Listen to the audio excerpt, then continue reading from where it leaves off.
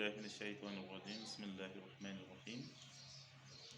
سامعین محترم، زندگی کو کس طرح سے گزارنا ہے، زندگی میں آپ کا بیہیویئر کس طرح سے ہونا چاہیے، زندگی میں آپ کے برتاؤ کس طرح سے ہونا چاہیے، آپ کا رویہ کس طرح سے ہونا چاہیے،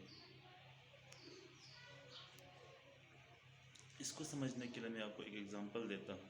اگر آپ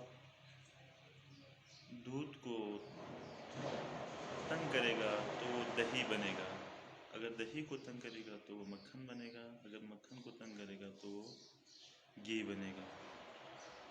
لیکن ان چاروں چیزوں میں ایک چیز مشترک ہے، دودھ سے دہی بنا، دہی سے مکھن بنا، مکھن سے گھی بنا، لیکن ان چاروں کا رنگ سفید ہوتا ہے۔